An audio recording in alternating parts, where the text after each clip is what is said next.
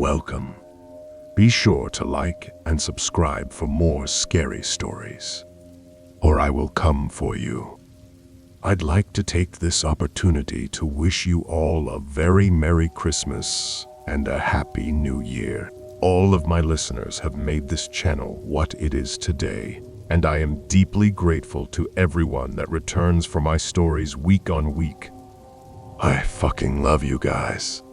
If anyone would like early access to my latest stories and an ad-free listening experience, consider becoming one of the Curator's disciples. The link is in the description below. Story number 1, Obsession Unbound, by the Curator. From the outside, Jonathan Vale was the embodiment of success. At 35 years old, he had everything most people could ever dream of. Wealth, charm, and a face that turned heads in every boardroom he entered. As an executive for a multinational conglomerate, he wore his tailored suits with the kind of swagger only a man at the pinnacle of his career could afford. His smile was disarming, his laugh infectious, and his confidence magnetic. Women adored him, men envied him, and his boss trusted him implicitly. But beneath the polished exterior, Jonathan harbored a dark secret.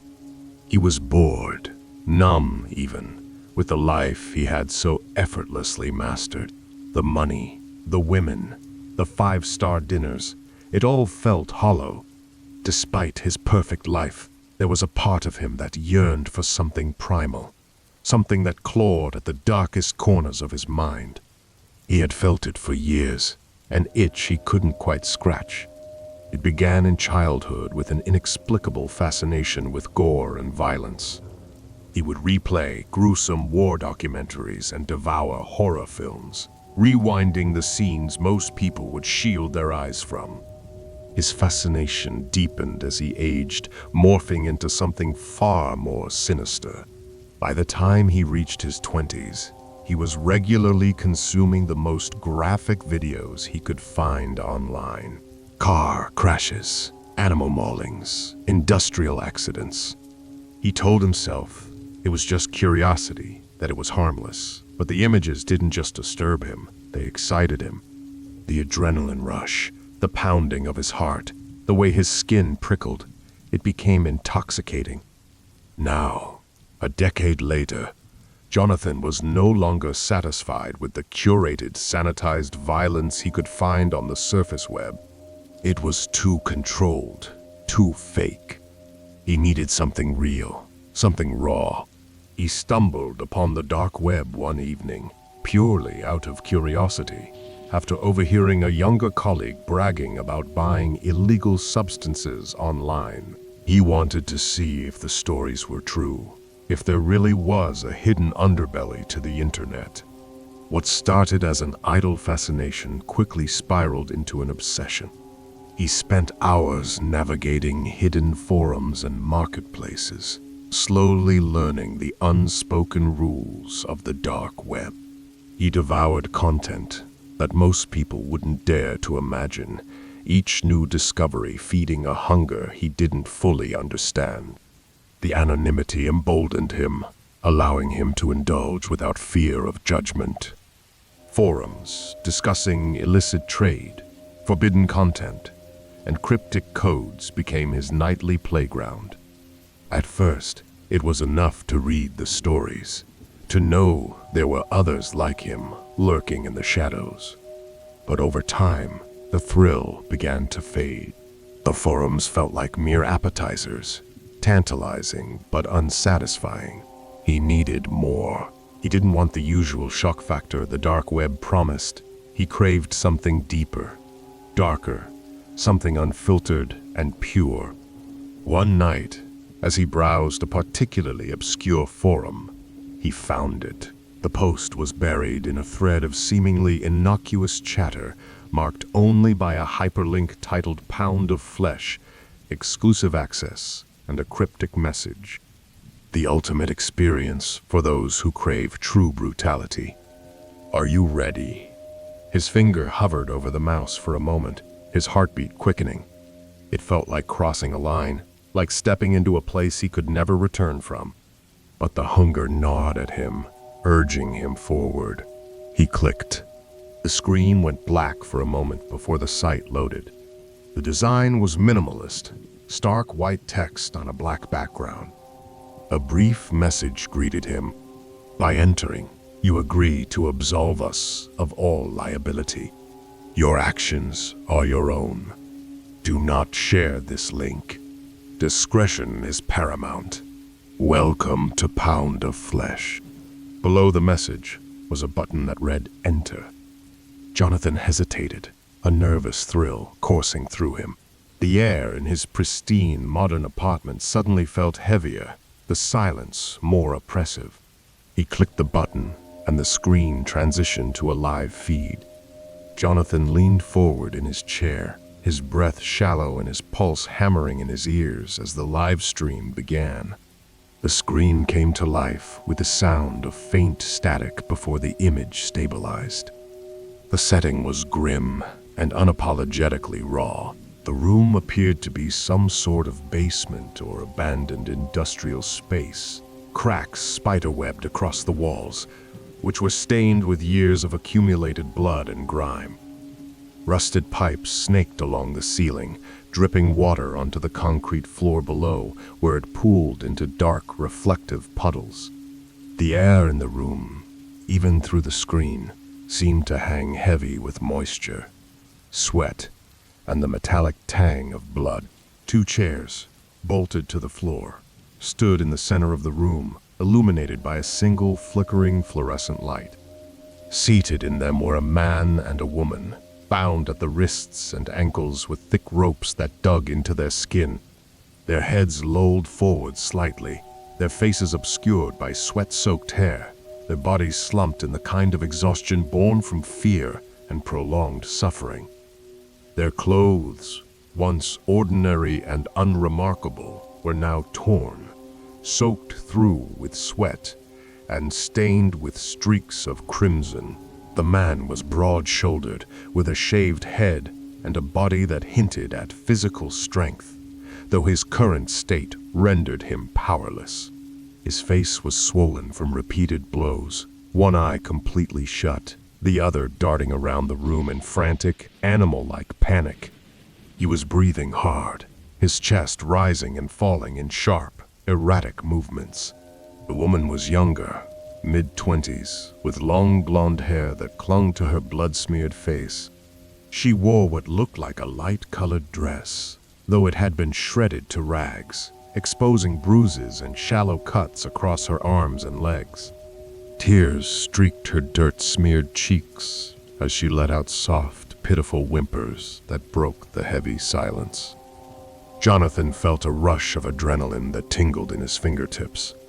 The sheer helplessness of the 2 victims gripped him in a way he couldn't explain, a mixture of revulsion and fascination that left him unable to tear his eyes away from the screen. The silence was broken by the rhythmic clinking of boots against concrete.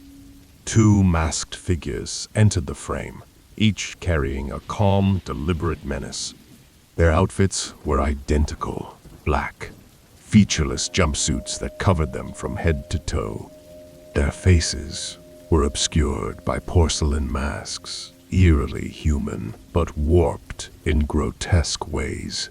One mask bore a jagged, permanent grin, its mouth stretched unnaturally wide, while the other displayed hollow, sunken eyes, and a scowl that seemed carved into the material. The taller figure, wearing the grinning mask, approached the man first. They didn't speak, didn't offer an introduction or explanation. Instead, they reached out and grabbed the man's chin, forcing his head up so the camera could fully capture his battered face. The man tried to pull away, but the grip was ironclad. The second masked figure moved to the table that had been set up along the wall.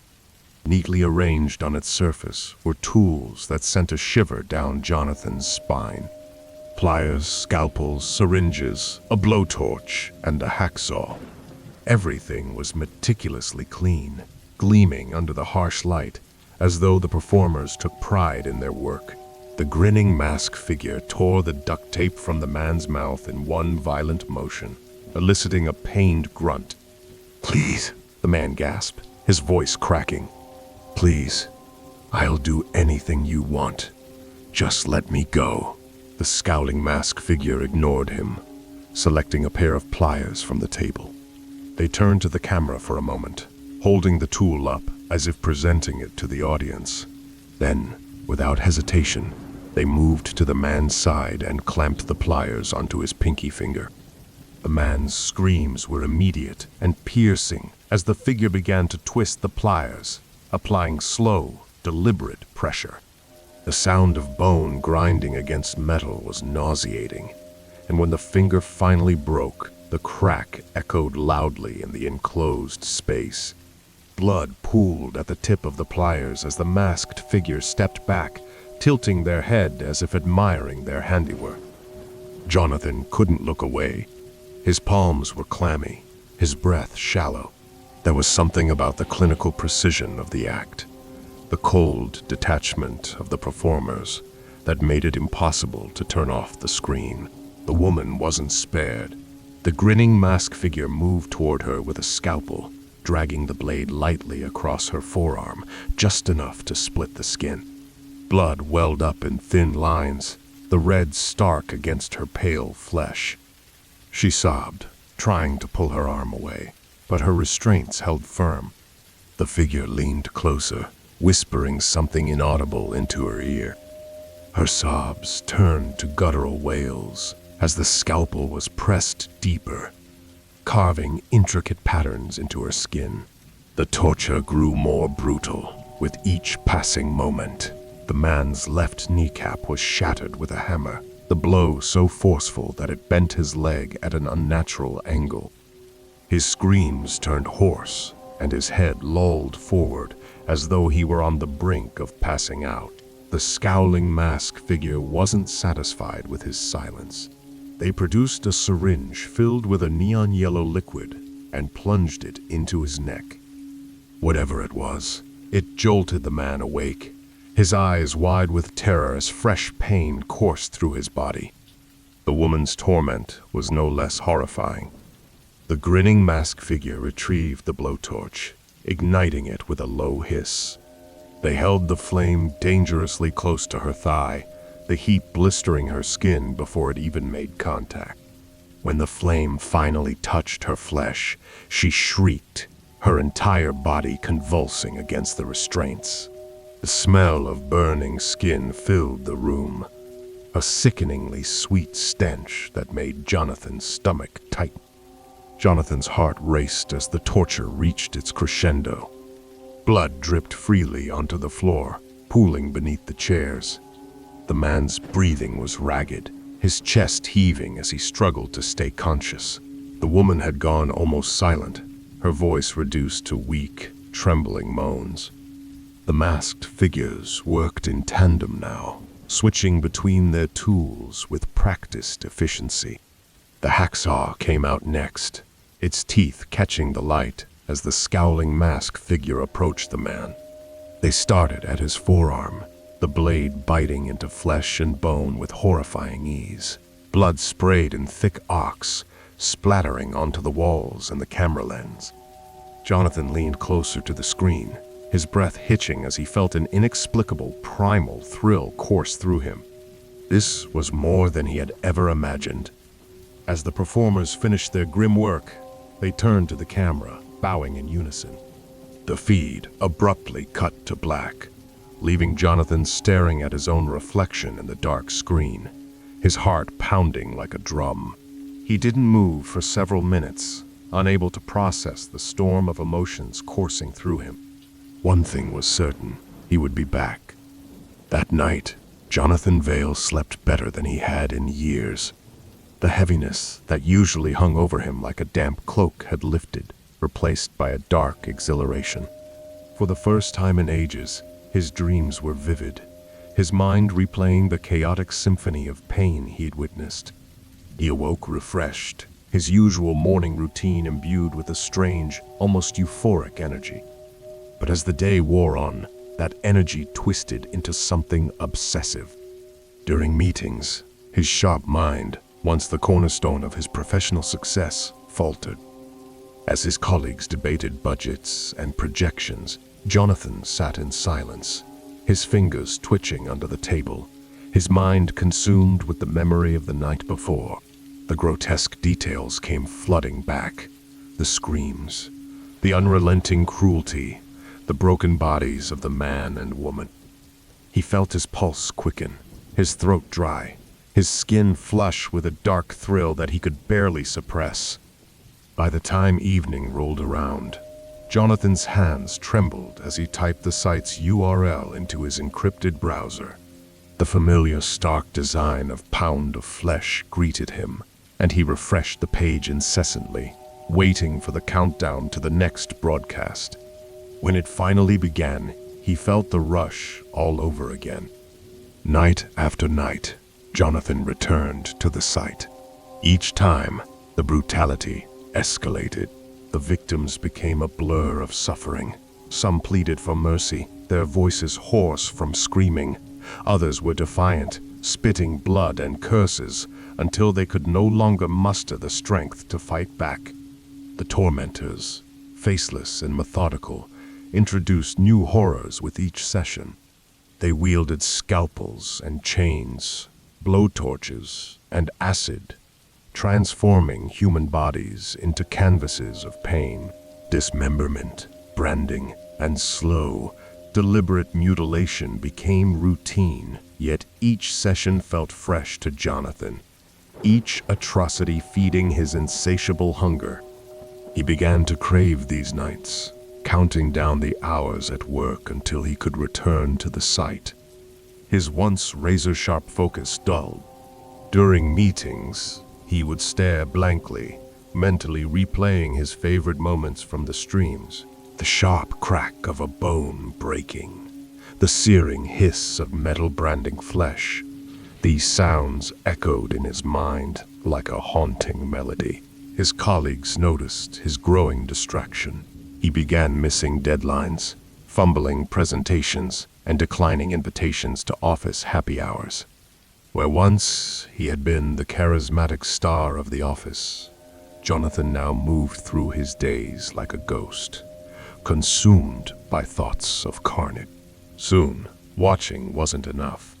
Jonathan's thoughts grew darker, more visceral.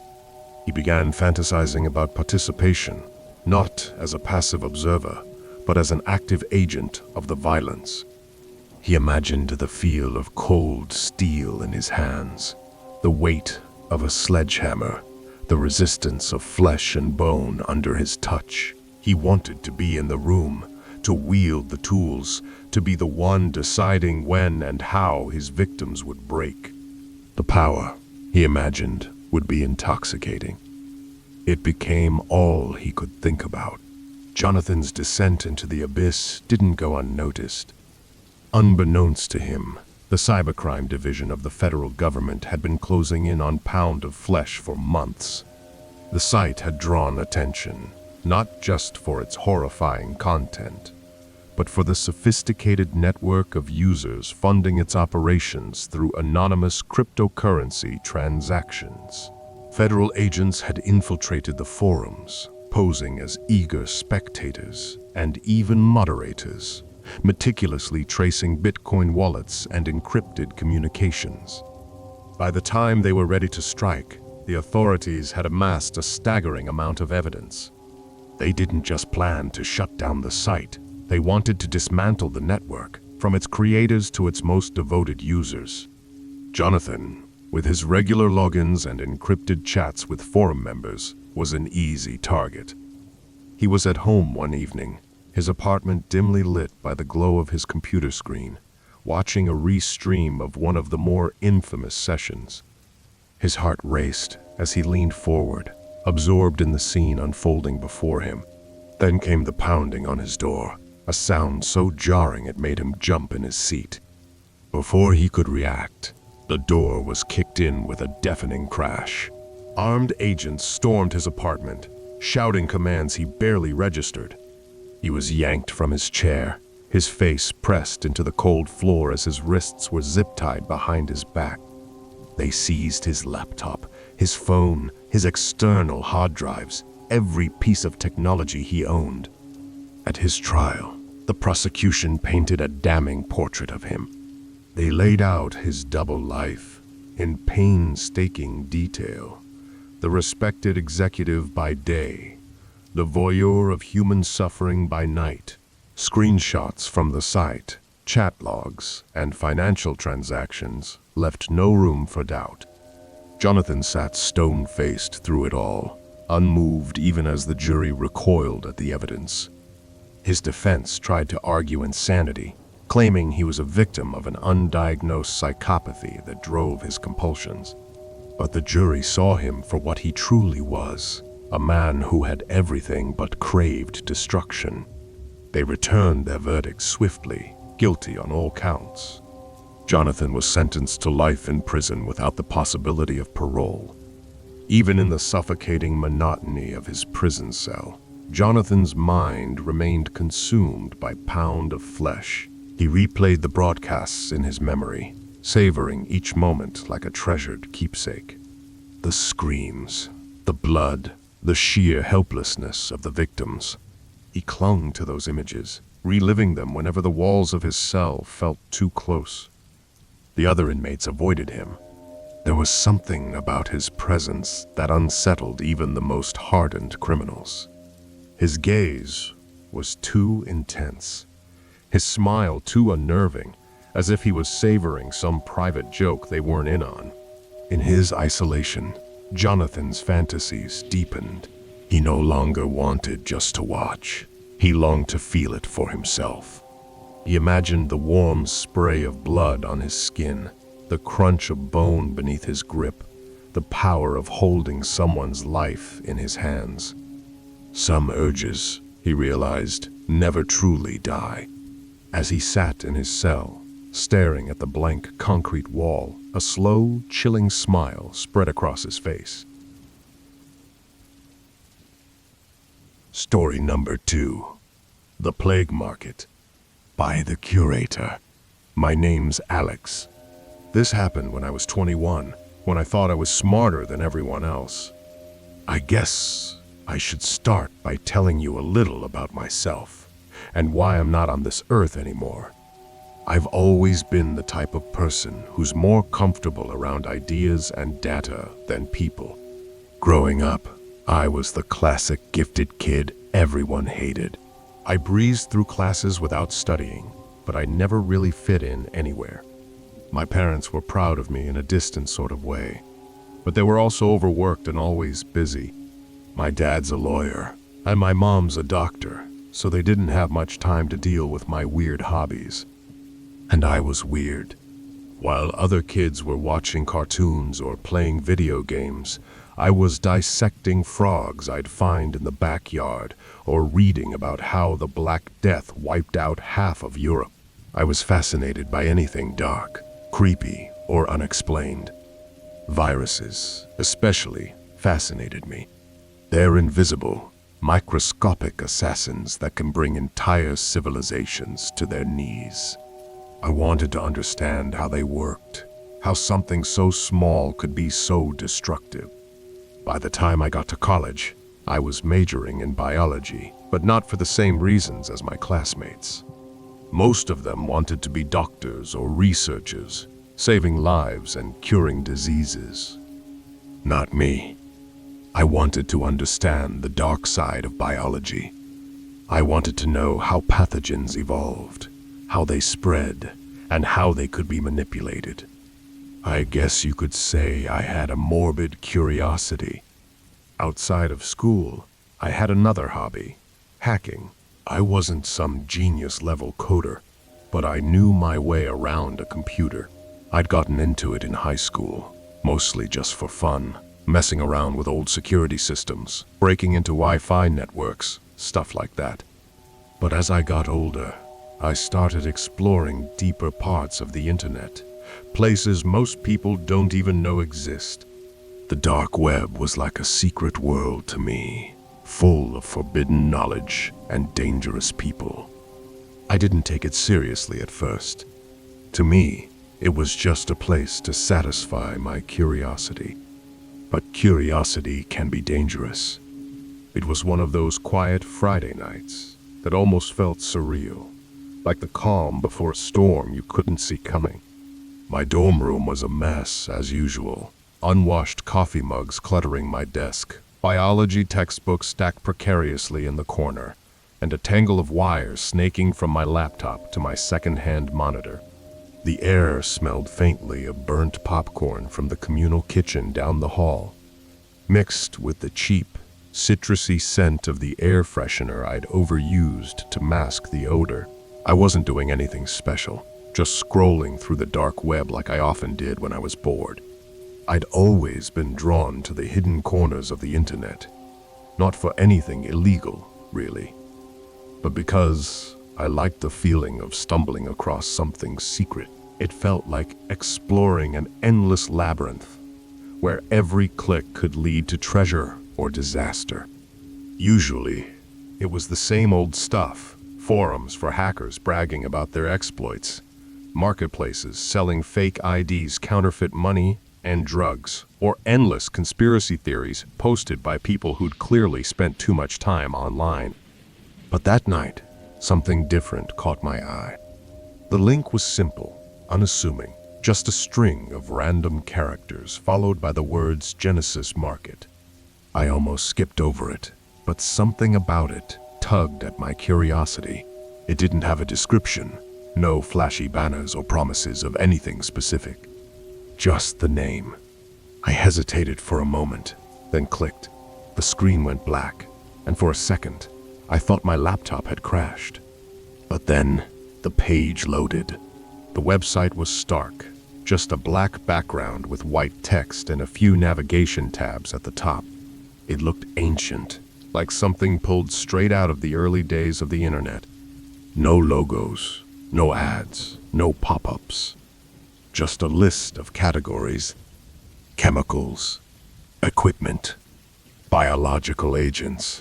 That last category made my breath catch. I clicked on it, and the page that loaded felt like stepping into a nightmare. The listings were horrifying. Each one was worse than the last. Strain X17, enhanced aggression virus. Yersinia redux, modernized black plague. Custom pathogens, message for details. I stared at the screen, my stomach twisting into knots. At first, I told myself it had to be a joke, a sick, elaborate prank. But then I started reading the reviews. One user claimed they'd bought something called VX12 and tested it on a rival gang in Colombia. The virus had wiped out their entire crew in less than a week. Another review described using a modified strain of salmonella to poison a factory's water supply, shutting it down indefinitely. The details were chillingly precise: dates, locations, dosages. And then I saw the listing that started it all.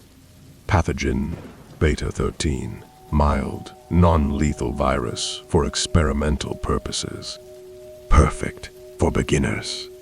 The description was short, almost casual, like they were advertising a pet goldfish.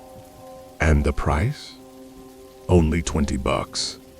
I stared at it for what felt like an eternity, my finger hovering over the trackpad. 1,000 thoughts raced through my head. This had to be fake, right? There was no way they'd actually ship something like this. And even if they did, it was probably just water in a vial. But then again, what if it wasn't? I clicked buy before I could second-guess myself. The package arrived 3 days later. It was small, just a plain brown box with no return address or markings. For a second, I thought it might have been a mistake, but when I opened it, my heart sank. Inside was a tiny glass vial, no bigger than my thumb, wrapped in layers of bubble wrap. The liquid inside was clear, almost shimmering under the light. It looked so innocent. There was a note tucked into the bubble wrap, just a scrap of paper with the words "handled with care" scrawled in messy handwriting. That was it. No instructions, no warnings, nothing to tell me what I was dealing with. I knew I should have thrown it away, but I couldn't. It was like holding a piece of forbidden knowledge in my hands. I set up my makeshift lab, just a microscope, some test tubes, and a few supplies I'd swiped from the biology department. I told myself I just wanted to see if it was real. When I finally got the sample under the microscope, my stomach turned. It was real. The virus was alive, writhing and shifting under the lens like something out of a nightmare. Its structure was unlike anything I'd ever seen. Complex, aggressive, and disturbingly efficient. My hands were shaking as I jotted down notes, trying to make sense of it. This wasn't just some mild, harmless virus. This was something else entirely. I should have destroyed it right then and there, but I didn't. There was this guy in my dorm, Mike. Mike was the kind of person you'd cross the street to avoid. He was loud, obnoxious, always throwing parties and blasting music at all hours of the night. He'd trashed the common room more times than I could count and never cleaned up after himself. I hated him. So I decided to pull a prank. I told myself it was harmless. Just one drop. That's all it would take. I waited until Mike was distracted during one of his loud parties, then slipped into his room. His soda can was sitting on the desk, half empty. My hands trembled as I took the vial and used an eyedropper to add a single drop of the liquid into the can. I barely slept that night, half expecting Mike to show up at my door, furious that his drink had tasted funny. The first sign that something was wrong with Mike came in the form of a deep, hacking cough that sounded like it was ripping through his chest. At first, no one thought much of it, just another college cold making its rounds. But by midday, his breathing had become labored, each wheeze rattling like there were shards of glass inside his lungs. His fever skyrocketed. I remember overhearing someone say it hit 104 degrees, and they were debating whether to take him to the ER. Mike, being Mike, just waved them off, saying he'd sleep it off. By evening, the rash appeared. It started as tiny red dots peppering his arms and neck, but within hours, it had spread across his entire body. The skin around the rash swelled and darkened, turning an angry purplish red.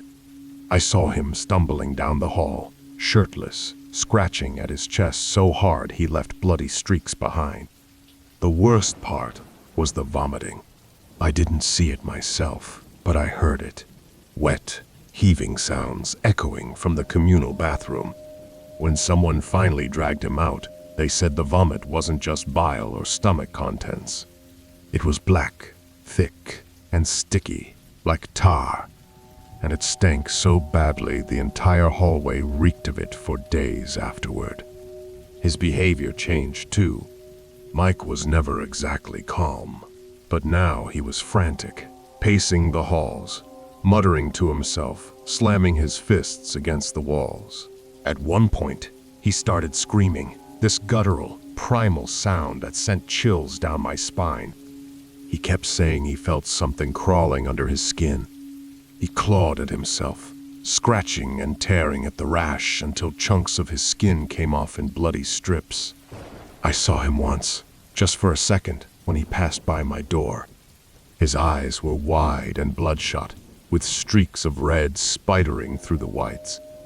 His lips were cracked and bleeding, and his hands were covered in his own blood. He looked less like a person and more like some kind of animal, rabid and desperate. By the time the paramedics arrived, his breathing was shallow and his skin had taken on a grayish hue.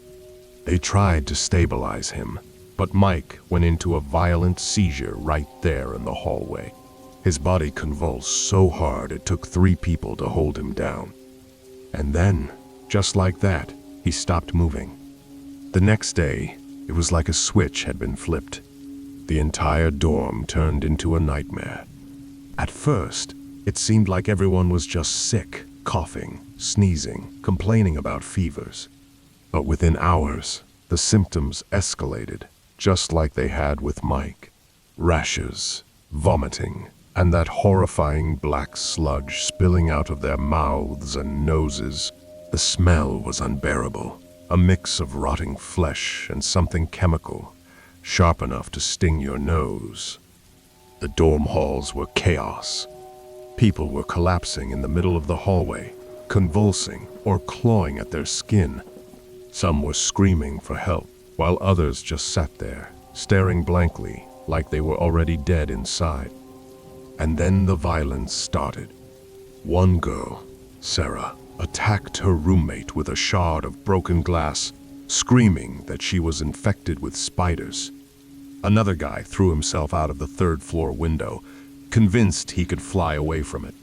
Blood was everywhere, splattered on walls, pooling on the floors, staining the carpets. The virus didn't just destroy their bodies, it destroyed their minds. The campus was shut down within hours. The CDC rolled in, men in hazmat suits taking over the dorms like something out of a sci-fi movie. Helicopters circled overhead, and the sound of sirens was constant. They set up quarantine zones, herding the sick into makeshift medical tents in the gymnasium. But it didn't matter. The virus was spreading too fast.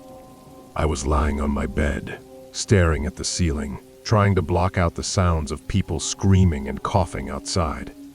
My laptop chimed, a new email. When I opened it, my blood turned to ice. The message was from the cellar. It was short, encrypted, and addressed to me by name. Nice work, Alex. Stage 1 complete.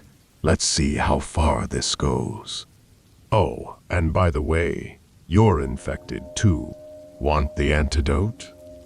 It'll cost you. Smiley face.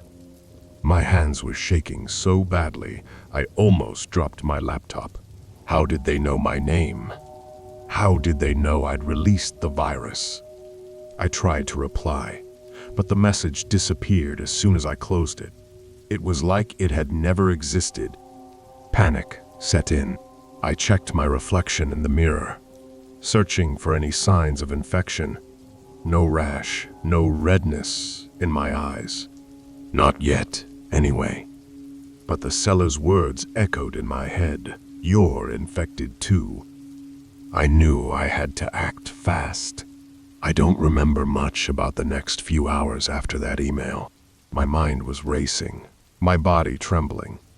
I couldn't think straight. All I knew was that I needed to find a way to stop this, to fix what I'd done. I started with the vial. Maybe there was a way to reverse engineer it, to find a cure. I grabbed my laptop and began analyzing the virus's structure using every tool I had.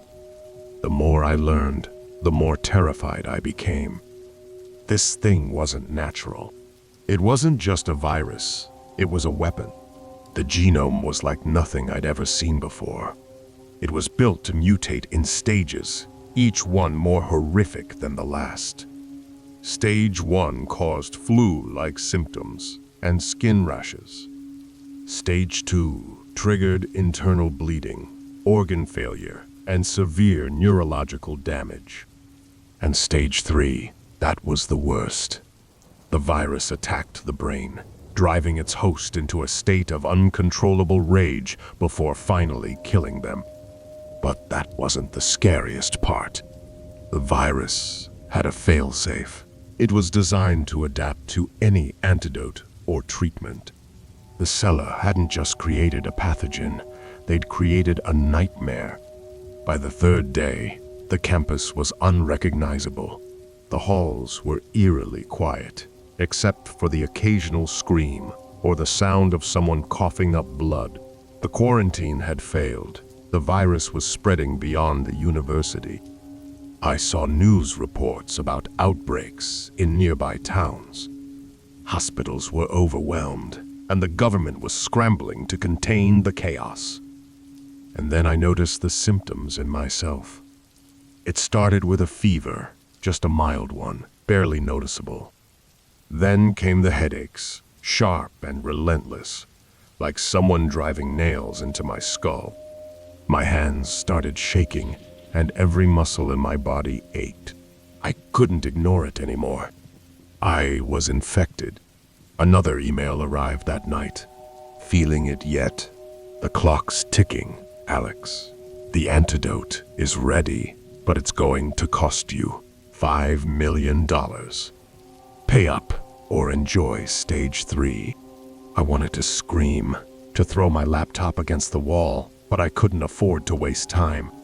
I didn't have $5 million, not even close. But I did have access to the university's research network, which housed years of valuable, classified data. I told myself I didn't have a choice.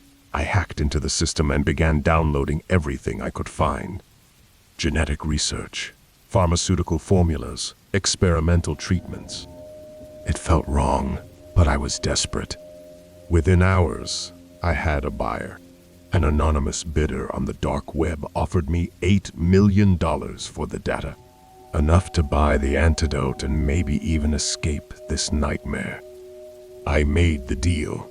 The money hit my account the next day, and I wired it to the seller immediately. Minutes later, a package arrived at my dorm, a small box with the same plain wrapping as before. My hands were shaking as I opened it. Inside was a vial, identical to the first one, and a note that read, "Good luck." I didn't trust it, but what choice did I have? I injected myself with the contents and waited. At first, nothing happened. Then the fever got worse. My vision blurred, and my body felt like it was on fire. I collapsed onto the floor, gasping for air. The realization hit me like a freight train. The antidote was fake. I don't know how long I lay there, drifting in and out of consciousness. When I finally woke up, I checked my laptop one last time. The seller had posted a new listing on the marketplace, Beta 13 full release. Available now for distribution. Discounts on bulk orders. Attached was a map showing the virus's spread across the globe. It was everywhere. Asia, Europe, Africa, South America. The world was burning, and it was my fault. In the final moments before the virus consumed me, I saw another email from the seller. "Thanks for the test run, Alex. The clients are thrilled. Keep an eye out for our next product. Something bigger is coming." The last thing I remember is the sound of my own heartbeat, slowing to nothing as the darkness took over. This is the Curator. I hope you've enjoyed today's scary stories. Until next time.